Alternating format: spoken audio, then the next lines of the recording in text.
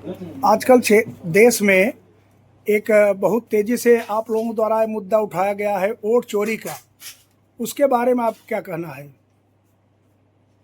देखिए, वोट चोरी का मुद्दा जो उठाया गया है वह तथ्य सहित प्रमाण सहित जो है जो उठा रहे हैं हमारे नेता, उसके प्रमाण में जो है वो उसको सबूत भी दे रहे हैं कि कौन से मकान में कितने लोगों का नाम जो है लिखा गया है।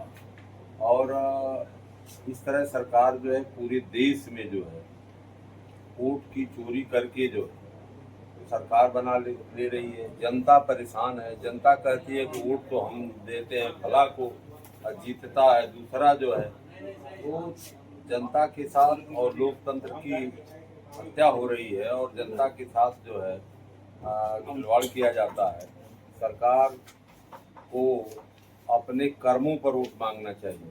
चोरी और बेईमानी से चुनाव जीत जाना बड़ी बहादुरी नहीं है। आप लोकतंत्र में जनता का जो अधिकार दिया है संविधान में, उस संविधान के तहत आप अपने कर्मों के आधार पर वोट मांगिए। आप चुनाव जीत जाए, हम लोग तो हर्ष स्वीकार करते हैं, लेकिन आप चोरी करके जो है ईवीएम में घपला करके, वोटर लिस्ट में घपला करके आप चुनाव अगर जीतते हैं तो ये लोकतंत्र की हत्या और संविधान की हत्या है। जी जी सर, जैसे सर जी जिन जगहों पे जैसे विपक्षी पार्टियां जीत जाती हैं उसी चुनाव वोटर लिस्ट पे, उसी ईवीएम पे, उसके लिए आपको क्या कहना सर जी? देखिए, मेरा ये कहना है कि जहां हमारा वोट जीतने का वोट परसेंटेज काफी हाई होता है, तो वह मान लीजिए हमारा वोट 5% काट दिए, 10% काट दिए और हम जो है 30% से लीड कर रहे हैं, तो वहां तो हम 20% हमारा अभी बच गया, हम चुनाव जीत गए। लेकिन जहां हम 10% के अंदर लीड कर रहे थे वहां तो हार गए। प्रदेश की कानून व्यवस्था के बारे में क्या कहना है? कानून व्यवस्था के विषय में मैं क्या कहूँ, मैं तो पूरे प्रदेश की स्थिति देख रहा हूँ जी। कानून व्यवस्था नाम की कोई चीज ही नहीं है। ये पूरी तरह से प्रदेश में जंगल राज कायम हुआ है। कहाँ कब कौन मार दिया जाएगा, कहाँ कब किस कौन सी घटना हो जाएगी। ये लोग बड़ा वादा करते हैं कि इस प्रदेश में महिलाएं बड़ी सुरक्षित हैं। मैंने सदन में भी महिलाओं की हत्या का और उनके खिलाफ जो है छेड़खानी का मैंने जो है सब रिकॉर्ड जो है उनको दिया था, जो है पढ़कर के सदन में बताया था जो है कि महिलाओं के साथ कितने अत्याचार हो रहे हैं, आम जो है जनता के साथ कितना अत्याचार हो रहा है। मैं तो पूरे प्रदेश में जा रहा हूँ। मैं गया था अभी जो है शाहजहांपुर। जी। शाहजहांपुर में विधायक का मकान बना हुआ था और बीच सड़क से मैं नपवाया तो 60 फुट पर बना था और 60 फुट सड़क के बीच की जो जमीन थी वहां का थानाध्यक्ष भारतीय जनता पार्टी सरकार के इशारे पर, वहां के लोकल नेताओं के इशारे पर उनके मकान और सड़क के बीच में जो है कबाड़ा गाड़ियों खड़ा कर दिया। ये पुलिस की स्थिति है।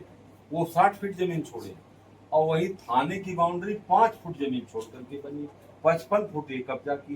तो जिस जो रक्षक है वही हमारा भक्षक बना हुआ। अभी मैं गोरखपुर भेजा गया था, मैं गोरखपुर हाटा थाने में गया था, वहां पर 50,000 रुपया गगहा थानाध्यक्ष को जो है मुश्ताक अंसारी ने दिया और वो काम नहीं हुआ। वो पैसा मांगने 3-4 बार चला गया और 15 अगस्त को रात में उसकी हत्या हो गई। और 4 बजे भोर में उसके लड़की पर मोबाइल पर फोन आता है कि आपके पिता यहाँ हैं, ठठौली गांव में आकर ले जाओ। और वो मोबाइल जो है 2 दिन पहले इंचार्ज के पास जमा थी। वो नंबर कौन दिया? उस गांव की बदमाशों को नंबर कौन दिया? थानाध्यक्ष के अलावा कौन नंबर दिया उनको जो है, जो लड़की के मोबाइल पर टेलीफोन की? एक 4 बजे किया, एक 6 बजे। दोनों का मोबाइल नंबर हम लोगों ने जो है प्रशासन को दे दिया, लेकिन आज तक उनको गिरफ्तार नहीं किया गया। भ्रष्टाचार हत्या में 11 वीडियो जो है चल रही है हत्या की, और वीडियो में जो लोग हैं उनको मुलजिम नहीं बनाया जा रहा। शेड्यूल कास्ट के 15-20 लोगों को इकट्ठा करके थाने में बंद कर दिए। तो यह इस तरह का एक एक घटना का मैं अगर जिक्र करने लगूं पूरे प्रदेश में जो स्थिति है जो है, मैं चंदौली में भी अभी हाल में गया था। चंदौली में एक माइनॉरिटी का व्यक्ति जो है एक सज्जन के दरवाजे से, बड़े आदमी है, जा रहा था, उसको जो है उसकी हत्या कर दिए जो है, केवल आने के लिए। जो इस लोकतंत्र में जो है आने जाने बोलने की सबको स्वतंत्रता है, लेकिन जिस तरह से लोकतंत्र की हत्या हो रही है, जाति के नाम पर, धर्म के नाम पर जिस तरह से उत्पीड़न हो रहा है। अभी तो आप लोगों ने देखा होगा, बहुत तेजी से जो है वायरल हुआ था कि पंचायती राज का एक अधिकारी ने ये लिखा जो है कि यादव और मुसलमान दो बिरादरी का नाम खोल करके लिखा जो कि इन दो बिरादरियों के कब्जे जो गांव सभा की जमीनों पर हैं उनको तत्काल जो है गिरा दिया जाएगा। फिर बाद में जब वह सोशल मीडिया पर चला और आप लोगों के माध्यम से चला तो उस आदेश को इन लोगों ने वापस लिया। भ्रष्टाचार के मुद्दे पर सर यहाँ पर एक सप्ताह से कार्य बंद है तहसील में, और अधिवक्ताओं का आरोप है कि जहाँ 500 रुपये में काम होता था इस समय 5,000 में, और जो 5,000 में होता था 50,000 में हो रहा है। सीधे तौर पर अधिकारी मांग रहे हैं। इसी मुद्दे को लेकर यहाँ पर आज एक सप्ताह से विसंगति व्याप्त है। आज उन लोगों को वार्ता हो रही है, देखिए क्या होता है। इस पर क्या कहना है? मैं बता दूं आपको कि मैं तो कचहरी में 15 साल वकालत की। गांव में जब सरकारी जमीन की पैमाइश होती थी तो एसडीएम ऑर्डर कर देते थे, लेखपाल कानगो जाके उसकी पैमाइश करते थे। प्राइवेट जमीन की अगर पैमाइश की बात आती थी, पत्थर नसब की बात आती थी, तो 1,500 रुपया लेखपाल कानगो ले लेते थे। आज 10,000 के नीचे कोई इनका रेट ही नहीं है। थानाध्यक्षों की स्थिति है, तहसील की स्थिति में बता रहा हूँ, सबसे निचले तबके की, और तहसीलदार और एसडीएम का तो 50,000 के नीचे कोई बात ही नहीं है, छोटा से छोटा काम। थानाध्यक्षों की स्थिति यह है कि थानाध्यक्ष पहले काम के आधार पर वो 10,000 5,000 ले लेन देन करते थे अगर किसी से। आज 50,000 के नीचे उनका कोई रेट ही नहीं है, 50,000 से ऊपर उनका रेट है। जो है तो महंगाई तो से कई गुना जो है भ्रष्टाचार का रेट बढ़ा हुआ है इसमें। अब इसको जो है जीरो टॉलरेंस की बात जो है माननीय जोगी जी करते हैं, उनके आंकड़े कागज पर जो चल रहे हैं वह आंकड़े की बात मैं क्या करूं आप लोगों से। ये हमारा देश कितना विकास कर गया, कितनी ऊंचाई पर चला गया, वह माननीय जोगी और माननीय मोदी जी की सरकार के वो आंकड़े आसमान छू रहे हैं। लेकिन उसी उन्हीं का आंकड़ा है जो हम लोगों को बजट की कॉपी में मिला है कि इस देश की आबादी 1 अरब 42 करोड़ है, जिसमें 80 करोड़ लोगों को हम राशन दे करके उनको जिंदा रखते हैं। आप ये सरकार 2014 से आंकड़ा दे रही है, 11 साल केंद्र की सरकार हो गई और 8 साल प्रदेश की सरकार हो गई। देश हमारा इतना उन्नत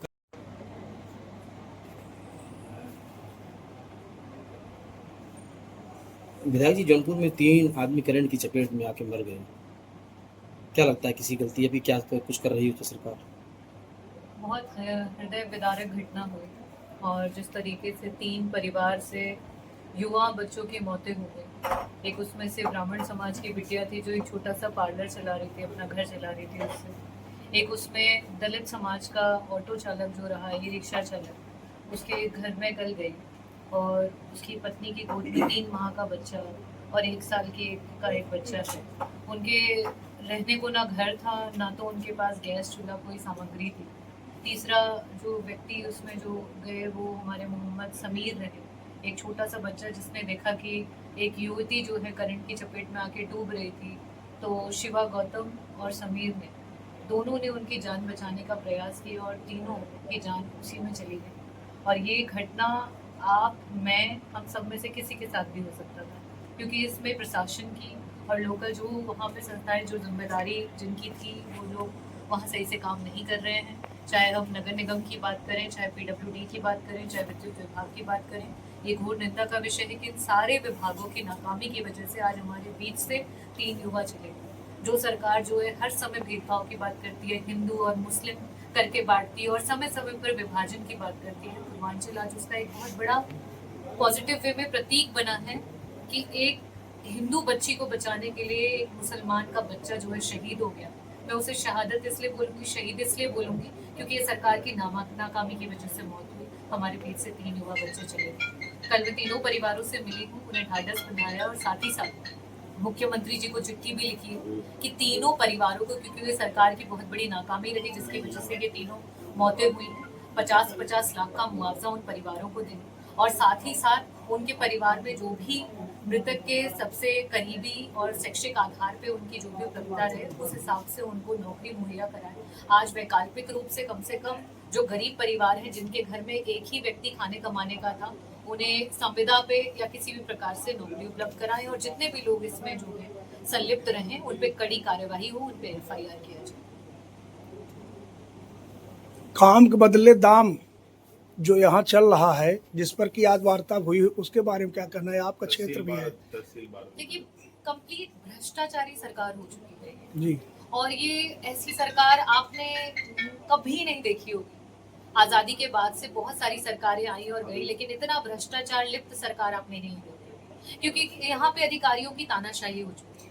यहाँ हम विपक्ष के विधायक क्या बोले, जो सत्ता पक्ष के विधायक हैं उनकी तक नहीं सुनी जाती, वो बेचारे रो रहे हैं। तो ऐसी सरकार कभी किसी ने सपने में भी नहीं सोची होगी कि उसमें इस तरीके से संविधान का गला घोटा जाएगा, अधिकारी सर्व रूप से उच्च हो जाएंगे और पैसों पे काम होगा, ना तो सही देखा जाएगा ना गलत देखा जाएगा। यहाँ ये स्थिति हो जाएगी, ना बाप बड़ा ना भैया, सबसे बड़ा रुपया। तो आज पूरे प्रदेश में ये हाल हो चुका है कि आप पैसा फेंकिए और आप जो काम कराना चाहें, जो चाहे वो जितना गलत से गलत हो, चाहे जितना सही से सही हो। क्योंकि अगर हम संवैधानिक रूप से बात करें तो किसी भी पार्टी का हो, चाहे पक्ष का हो विपक्ष का, व्यक्ति जो है अगर वो विधायक है तो उसकी अपने जनता के प्रति जो है उसके कर्तव्य होते हैं, वो पैरवियां करता है, उनके काम जो सही होते हैं उनके लिए फोन करता है। लेकिन यहाँ पे अधिकारियों को फोन करने के बाद भी, मैं बात सत्ता पक्ष के विधायकों की कर रही हूँ, कि वहां तक उनकी तक नहीं सुनी जाती है। वहां पे सबसे पहले रकम पैसे मांगे जाते हैं, पैसा मिलता है तो जाकर के वो कहते हैं कि हम काम करने का सोचेंगे, चाहे वो सही काम है, फिर भी ये स्थिति है। क्या यह भ्रष्टाचार मुख्यमंत्री जी की जानकारी में है? देखिए, अगर मात्र 1 साल का भ्रष्टाचार, 2 साल का भ्रष्टाचार होता या कुछ मिनिमम अमाउंट का होता, कुछ लिखित विभागों का होता तो एक बार को समझ में आता।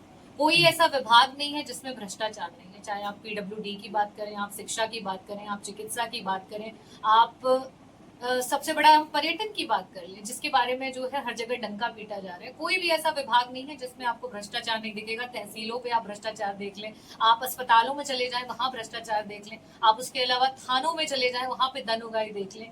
आज बिजली जो है 1-1 लाख 1.5 लाख, एक पंखा चलाने वाले गरीब किसान जो हैं उनके 1.5 लाख के बिल आते हैं, उसके बाद उस बिल को 20,000 कर दिया जाता है और उनसे 50,000 रुपए वसूल लिया जाता है। ये 1.5 लाख के बिल को आपने किस मानक से कम कर दिया, उसकी कोई जवाबदेही इनके पास नहीं है। तो इस तरीके से हर जगह पे भ्रष्टाचार ही भ्रष्टाचार है। और ये सारे पैसे आज पूरे प्रदेश में जो भी डेवलपमेंट के कार्य हैं, सारे डेवलपमेंट के कार्य रोक दिए गए हैं। आप किसी विभाग का कोई डेवलपमेंट वर्क नहीं देख पाएंगे। और क्यों किया जा रहा है? ताकि वो संविधान को चोट पहुंचा सके। आज सारे पैसों को एक जगह एकत्रित किया जा रहा है, एक जगह इकट्ठा किया जा रहा है। क्यों किया जा रहा है? कि चुनाव के मात्र 6 महीने पहले जो स्कीम से लोगों की मदद होनी चाहिए, उन स्कीम्स को पैसा बांटने का माध्यम बना करके मात्र 6 महीने पहले गरीब जनता के खातों में पैसे जाए और उन खातों में पैसे भेजने से ये गरीब जनता का शोषण करे और उनकी वोट को मांगे। तो जिस तरीके से वोट की चोरी हो रही है, साथ ही साथ एक दूसरा एजेंडा भारतीय जनता पार्टी का चल रहा है कि किस तरीके से गरीब जनता को लास्ट के 6 महीने में, क्योंकि आप उनका हक अधिकार तो देना नहीं चाहते हो। आज हमारे बच्चे बेरोजगार घूम रहे हैं। 69,000 की शिक्षक की भर्ती जो थी उसमें घोटाला हुआ, लोग गए, उन्होंने लड़ाई लड़ी, कैसे तैसे करके हाईकोर्ट से हम जीत गए, लेकिन उसको सरकार ने जाकर के सुप्रीम कोर्ट में फंसा दिया। क्योंकि आपकी कभी मंशा ही नहीं है पिछड़ों का भला करने की, आपकी मंशा ही नहीं है दलित का भला करने की, आपकी मंशा नहीं है महिलाओं का भला करने की। आप ही के NCRB के आंकड़े हैं, सेंट्रल जो है, सेंट्रल में सरकार आपकी, स्टेट में सरकार आपकी, NCRB के आंकड़े बनाने वाले आप। अगर उन आंकड़ों में गलतियां आ रही है, उन आंकड़ों में अगर क्राइम्स बढ़ते चले जा रहे हैं, तो उसके लिए कौन जिम्मेदार है? तो ये सरकार पूरी तरीके से भ्रष्ट है, पूरी तरीके से बेकार है। धन्यवाद।